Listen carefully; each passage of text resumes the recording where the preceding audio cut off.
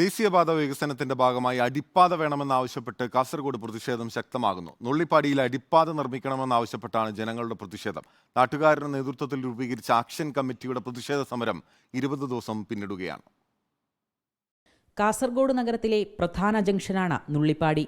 സ്വകാര്യ ആശുപത്രി, നഗരസഭാ പൊതുശ്മശാനം, അണങ്കൂർ ഗവൺമെന്റ് ആയുർവേദ ആശുപത്രി, വ്യാപാര സ്ഥാപനങ്ങൾ എന്നിങ്ങനെ ജനങ്ങളുടെ അടിസ്ഥാനപരമായ ആവശ്യങ്ങൾ ലഭ്യമാക്കേണ്ട ഇടങ്ങളിലേക്ക് അടിപ്പാത നിർമ്മിച്ചില്ലെങ്കിൽ എത്തിപ്പെടാൻ ഏറെ ബുദ്ധിമുട്ടാകും. ഇതിനെ തുടർന്നാണ് ആക്ഷൻ കമ്മിറ്റി പ്രതിഷേധം ഘടിപ്പിക്കുന്നത്.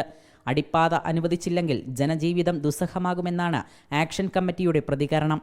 ഇപ്പോൾ ഒരു ആക്ഷൻ കമ്മിറ്റി രൂപീകരിച്ച് സമരരംഗത്താണ് ഞങ്ങളുള്ളത്. ആർക്കും എതിരായിട്ടുള്ള ഒരു സമരമല്ല ഇത് വരുന്ന പതിറ്റാണ്ടുകളോളം ജനങ്ങൾക്കുണ്ടാകുന്ന വിഷമാവസ്ഥ മനസ്സിലാക്കി അവരുടെ കഷ്ടപ്പാടുകൾ അനുഭവിക്കാൻ പോകുന്ന കഷ്ടപ്പാടുകളൊക്കെ മനസ്സിലാക്കിയിട്ടുള്ളതിൻ്റെ അടിസ്ഥാനത്തിലാണ് ഇത്തരത്തിൽ ഒരു ആക്ഷൻ കമ്മിറ്റി രൂപീകരിക്കാൻ ഞങ്ങൾ നിർബന്ധിതരായത്. ദേശീയപാതയുടെ നിർമ്മാണം പൂർത്തിയാകുന്നതോടെ നുള്ളിപ്പാടിയിലെ ചെന്നിക്കര ഭാഗത്തേക്ക് പോകേണ്ട വാഹനങ്ങൾ അണങ്കൂരിലെത്തി അവിടെയുള്ള അടിപ്പാതയിലൂടെ ചുറ്റി വേണം നുള്ളിപ്പാടിയിലേക്കെത്താൻ. അണങ്കൂർ ഭാഗത്തു നിന്നും കോട്ടിക്കണ്ണി ഭാഗത്തേക്ക് പോകേണ്ടവർ പുതിയ ബസ് സ്റ്റാൻഡിലെത്തി തിരിച്ചും പോകേണ്ടി വരും. ജനങ്ങളുടെ യാത്രയെ അത്രമേൽ ബാധിക്കുന്നതിനാലാണ് പ്രതിഷേധവുമായി നാട്ടുകാർ രംഗത്തെത്തിയത്. അതേസമയം ഏറെ മുറവിളികൾക്ക് ശേഷമായിരുന്നു അണങ്കൂറിൽ അടിപ്പാത അനുവദിച്ചത്.